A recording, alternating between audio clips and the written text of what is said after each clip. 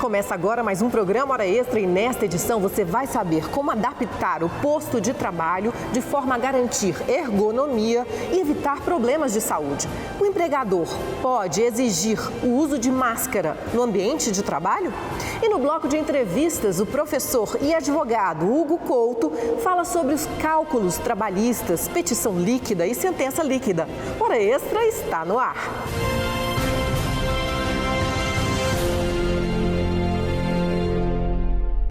Sentar-se de forma incorreta por um longo período de tempo pode ter sérias repercussões na saúde de uma pessoa. Na matéria a seguir, a fisioterapeuta Juliana Guimarães vai dar dicas de como ajustar o posto de trabalho para ganhar maior conforto e evitar problemas de saúde. A psicóloga Marina Cansado é servidora do TRT 18 e está trabalhando de forma remota desde março de 2020 por causa da pandemia. Em casa, Marina conseguiu organizar um espaço para trabalhar e se adaptou super bem. O início era tudo muito improvisado, porque eu não tinha um escritório ainda. Então, eu fazia atendimentos e trabalhos, às vezes na cozinha, às vezes na sala. Mas eu decidi que, como o tempo de teletrabalho eu imaginei que seria longo, que valeria a pena investir com orientações de um fisioterapeuta que pudesse me dar consultoria em ergonomia.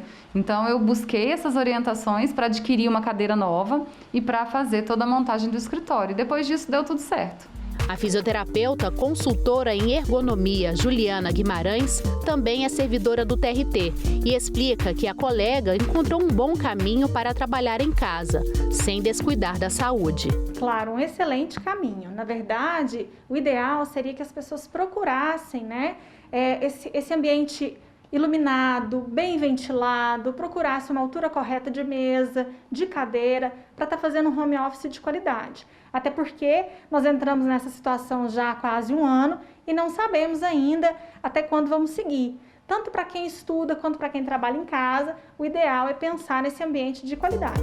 Juliana explica sobre os principais pontos a serem observados para ajustar o posto de trabalho.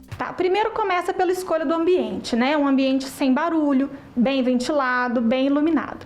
Depois a gente passa para a escolha da mesa e da cadeira. A cadeira, o ideal é que a cadeira tenha regulagens de altura, regulagens de inclinação de encosto. Se a cadeira tiver braço, que esse braço tenha regulagem, que seja uma cadeira estofada, com rodízios e com um bom apoio, especificamente da lombar.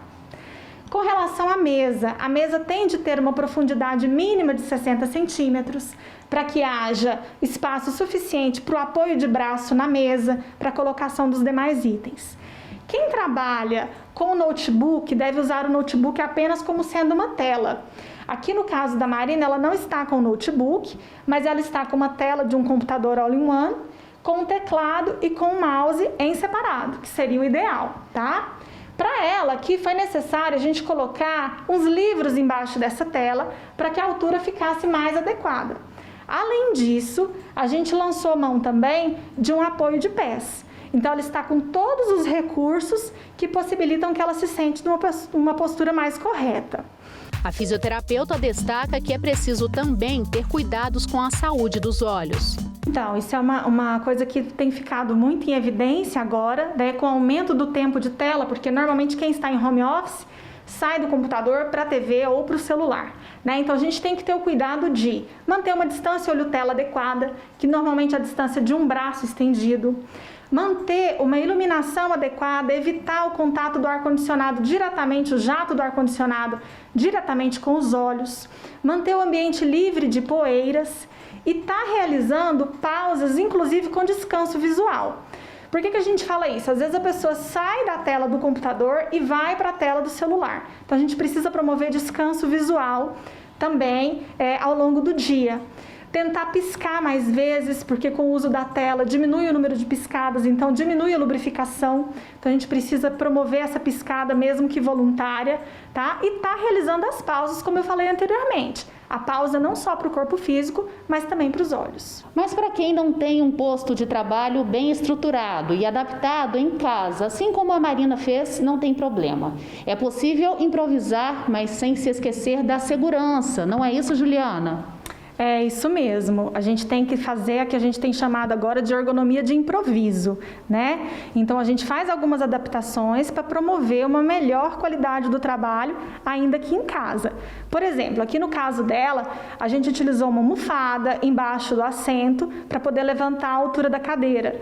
Outra coisa que a gente fez também foi colocar um teclado e um mouse separado. A gente nunca vai utilizar o teclado e o mouse do notebook. O notebook ele vai ser utilizado apenas como uma tela. Então, a gente levantou esse notebook com o uso de livros, colocamos um teclado e um mouse separado, e como a mesa é de vidro, a gente usou de uma fronha de tecido para amenizar ali tanto o atrito do braço dela com o vidro, com relação à superfície fria e também com relação à quina viva que existe, aquela borda que às vezes pode estar machucando. Então, a gente utilizou essa fronha de tecido, sempre orientando a pessoa que está utilizando esse posto de trabalho a estar com as costas bem apoiadas, com os pés bem apoiados. Então, se sentiu que ali o pé não está apoiado, pode improvisar também um caixote de madeira, uma caixa de sapato, para estar colocando os pés, para estar tentando trabalhar de uma forma mais segura. Mesmo com as recomendações de especialistas e autoridades sanitárias, algumas pessoas ainda insistem em não usar a máscara de proteção contra o coronavírus e tentam de alguma forma burlar essa obrigação. Quem se recusa a usar a máscara no trabalho, porém, pode sofrer consequências. Confira. Elas já se tornaram acessórios obrigatórios em qualquer ambiente. As máscaras de proteção devem ser usadas o tempo todo para nos proteger e também proteger as pessoas que estão ao nosso redor. Nos mais diversos ambientes de trabalho, os profissionais tiveram que se adaptar e seguir à risca a recomendação. O advogado Gustavo Afonso Oliveira explica que essa é uma obrigação que vai além do âmbito trabalhista. Essa regra de utilização de máscara é uma regra sanitária que deve ser obedecida por todo mundo. Ela consta em todos os decretos estaduais e municipais ao redor do Brasil. Então, ela de fato é uma regra sanitária de caráter cogente. Todas as pessoas, né, em seus respectivos estados e municípios precisam utilizar máscara, e não só dentro do ambiente de trabalho, né, mas também fora dali, na rua, caminho do trabalho, no supermercado, na farmácia. E em relação à empresa, é recomendável que ela faça isso mediante, por exemplo, a colocação de avisos, né, nos murais da empresa, em locais visíveis, dizendo sobre a obrigatoriedade da utilização de máscara, que é uma obrigação sanitária. Inclusive, esses próprios decretos estaduais e municipais estabelecem como protocolo de funcionamento, mesmo das atividades essenciais, que se faça essa colocação, esse aviso aos empregados. Nessa empresa de contabilidade, por exemplo, o uso da máscara foi adotado por todos desde o início da pandemia. Por aqui não houve resistência alguma. Não, aqui na equipe nossa, né, sempre nós procuramos reforçar essa orientação, né, da prevenção, da prevenção individual de cada um e da equipe, né. Então, nas reuniões semanais que a gente faz toda semana, na segunda-feira, isso é reforçado, a preocupação do uso pessoal, bem como, né, o uso também com os colegas, né, vamos dizer assim, a preocupação da saúde dos colegas, né, de grupo. O advogado explica que nos casos em que houver descumprimento, existe sim a possibilidade de punição para o trabalhador, podendo até chegar a uma demissão por justa causa. Pode sim sofrer uma punição. Como essa é uma regra sanitária que deve ser obedecida por todos, ela também, obviamente, deve ser obedecida pelos empregados. O que se entra em discussão nesse ponto é se a empresa poderia, por exemplo, aplicar uma justa causa a esse empregado que deixa de utilizar a máscara. Porque a gente, quando vai analisar os requisitos, né, de aplicação de uma justa causa, existem algumas situações importantes. A imediatidade, que entendo nem seria tão o caso essa espécie aqui que nós estamos a discutir, mas a razoabilidade, que é o requisito principal aqui. Se existe a possibilidade de punição ao trabalhador que não usa máscara, os empregadores também devem ficar atentos. Em alguns casos, a empresa pode ser processada caso fique comprovado que ela não oferecia um ambiente de trabalho seguro aos funcionários. O que acontece? Covid-19 é um vírus e é uma doença comunitária, né? A gente pega essa doença, a gente pode pegar essa doença em qualquer lugar. No elevador do prédio, na farmácia, no supermercado, no transporte coletivo, em qualquer lugar se pode contrair esse vírus.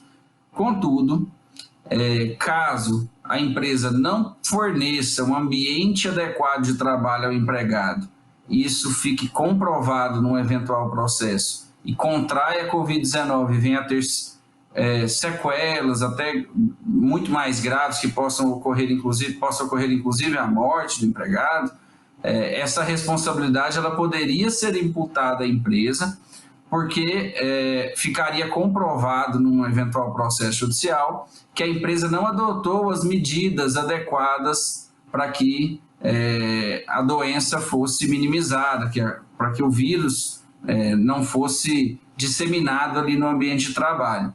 No próximo bloco, o professor e advogado Hugo Couto fala sobre cálculos trabalhistas, petição líquida, sentença líquida. Voltamos já!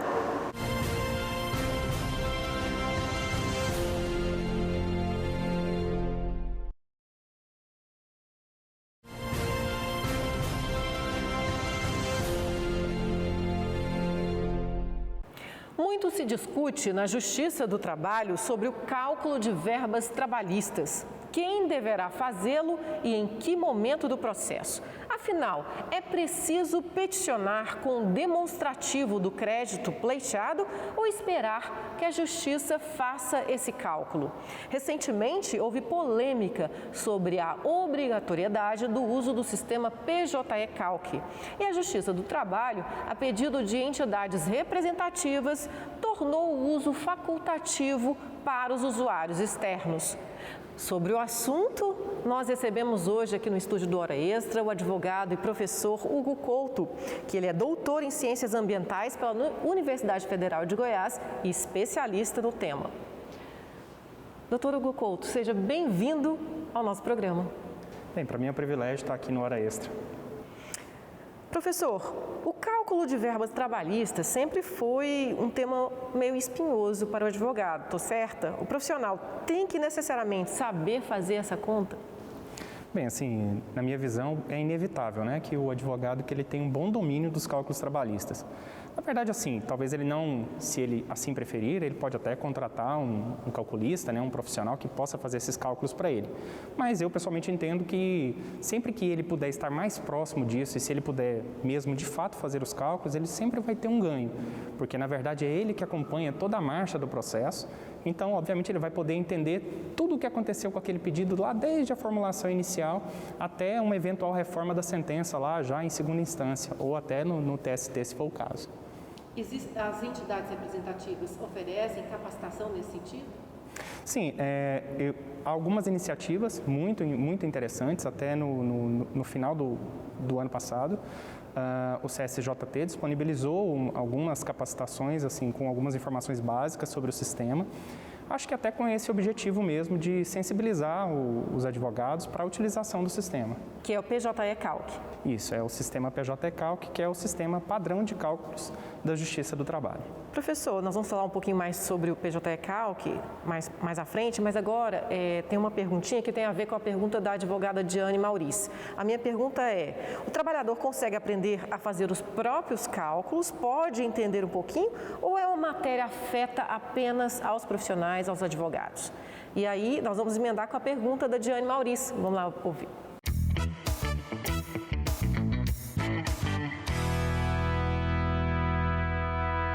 Professor Hugo Couto, o senhor considera que seja uma facilidade os empregados formularem os seus próprios cálculos?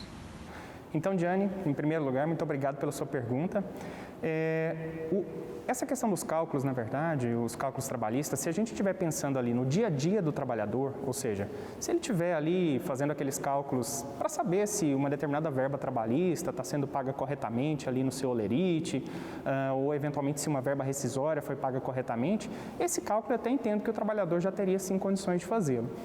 Agora, entretanto, se a gente estiver falando de um cálculo ali para um processo judicial, aí eu entendo que esse cálculo, né, de fato teria que ficar reservado mais aos especialistas, mas por uma questão técnica mesmo, porque, ao fim e ao cabo, na verdade, os cálculos, né, a grande complexidade deles não está necessariamente na matemática, está, na verdade, na interpretação jurídica, na interpretação da sentença. Então, obviamente, isso acaba restringindo um pouco o acesso nesse sentido.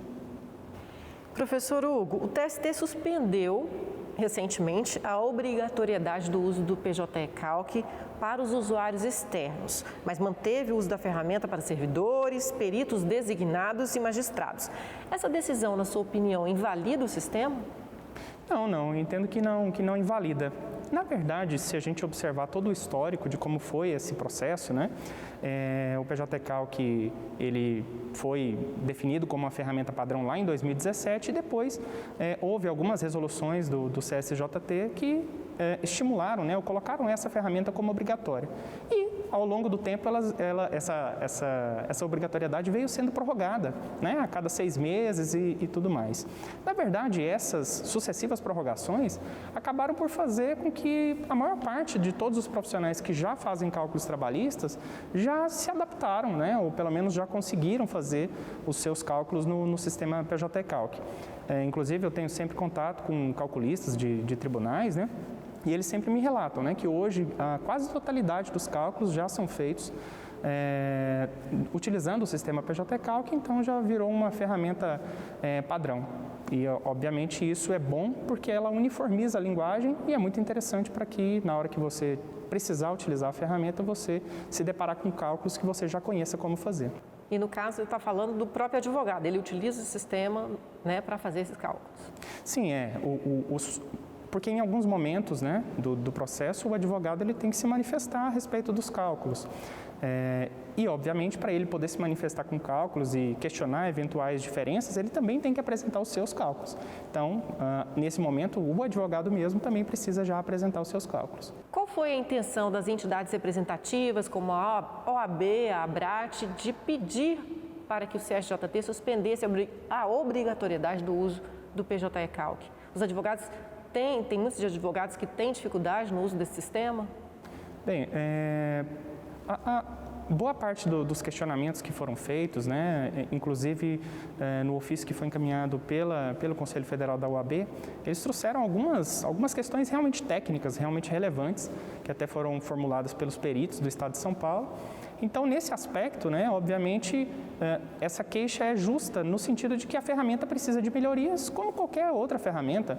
O nosso PJE, né, o Sistema de Peticionamento Eletrônico, por exemplo, implantou recentemente a possibilidade de você de se fazer a inclusão de julgamentos parciais de mérito, né, definiu como se fazer isso. Então, com o PJ-ECalc isso não é diferente. Então, obviamente, ela depende de melhorias, mas a ferramenta, o que hoje já está pronto, é muito robusto. Inclusive, a recente decisão do Supremo Tribunal Federal, na DC 58, que alterou, né, a sistemática de índices de correção monetária e de juros de mora, já está adaptada na última versão do sistema PJ-ECalc. Mas, de um outro ponto de vista, o que eu observo na prática, na verdade, é que ainda há muita resistência dos advogados, mas não referente à ferramenta em si, mas sim uma resistência quanto ao novo mesmo, quanto a essa questão de ter que se adaptar e utilizar um novo sistema. Então, eu vejo que o pleito dessas entidades foi mais nesse sentido, ou seja, de trazer, né, aquele pleito que era, de fato, da categoria que eles representam.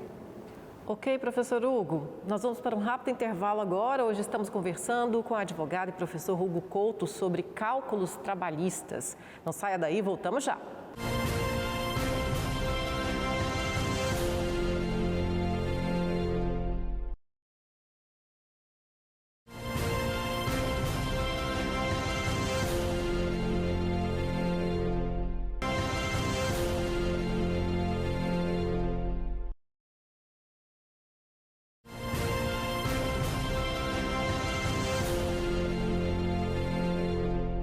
O Hora Extra está de volta. Hoje estamos conversando com o professor e advogado Hugo Couto sobre cálculos trabalhistas, petição líquida, sentença líquida.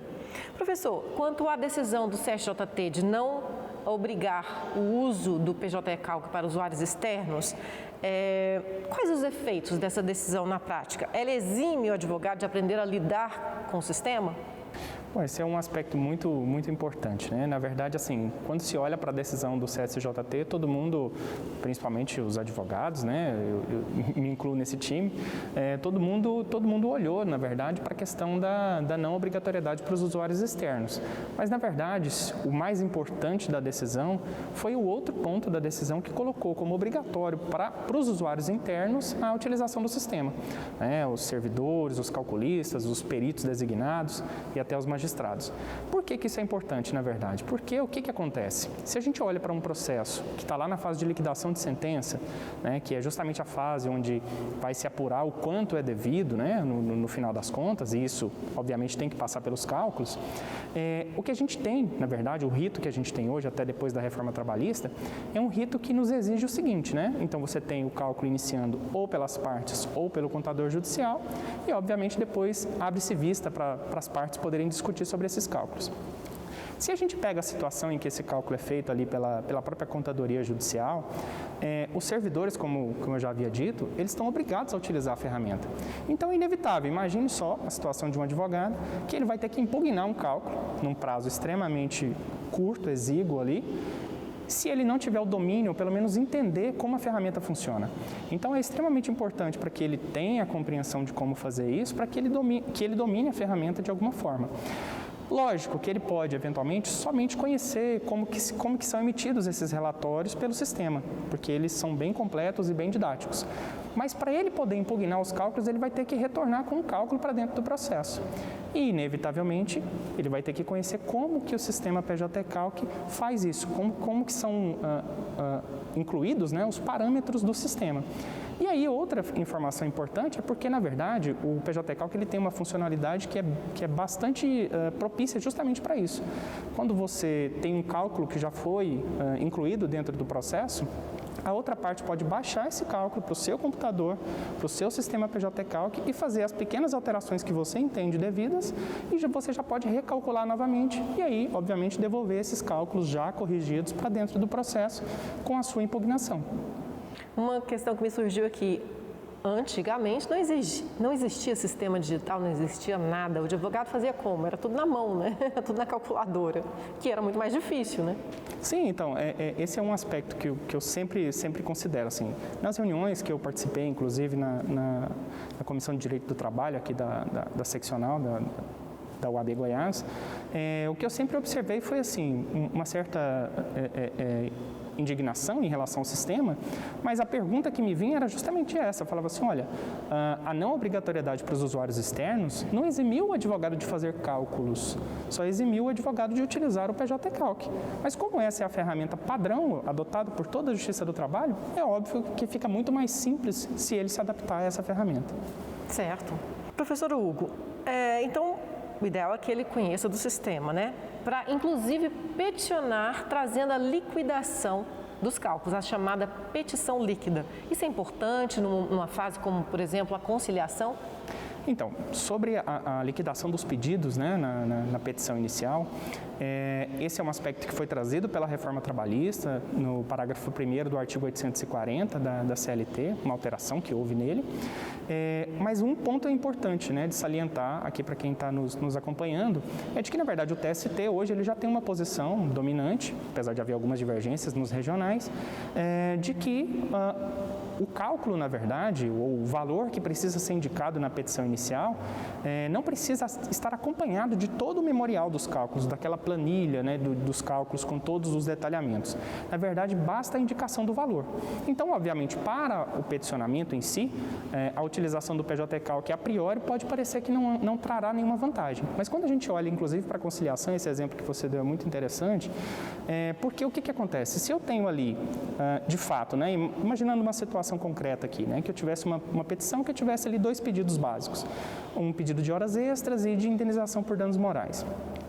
Obviamente, quando eu vou para uma conciliação, né, o advogado, de ambas as partes, né, os advogados, eles, na verdade, eles se deparam com uma decisão que ele tem que pensar no valor do pedido, obviamente, e também nos riscos ou na probabilidade de que ele vai ter êxito naquele pedido.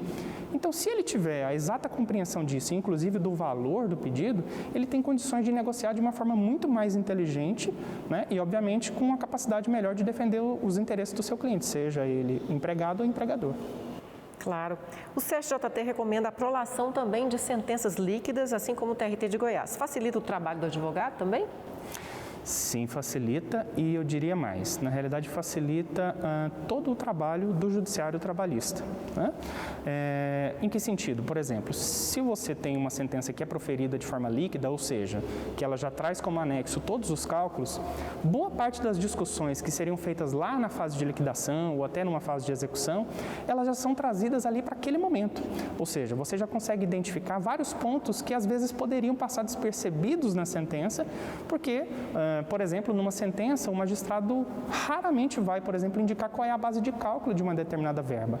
Quando a planilha vem, obviamente, ele inevitavelmente vai se deparar com essas informações.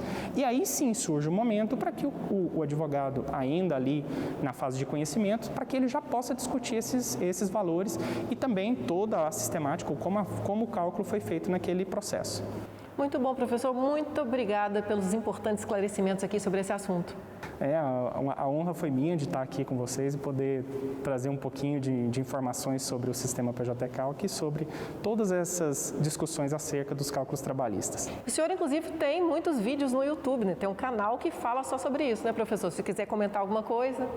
Sim, eu tenho um canal no YouTube também, tem alguns vídeos, né, que eu faço, algumas lives pelo Instagram. Basta procurar aí, professor Hugo Couto, é facinho de achar e você vai ter uma série de informações lá que podem te ajudar. Muito obrigada. Eu que agradeço. Ora, esse então fica por aqui. Obrigada por sua atenção. Hoje conversamos com o advogado Hugo Couto, ele é professor também, sobre cálculos trabalhistas, sentença líquida, petição líquida. Você também pode acompanhar esta entrevista pelo canal do TRT no YouTube. E também não deixe de acompanhar mais notícias da Justiça do Trabalho em Goiás pelas redes sociais, pelo portal, pela rádio web. Até a próxima semana.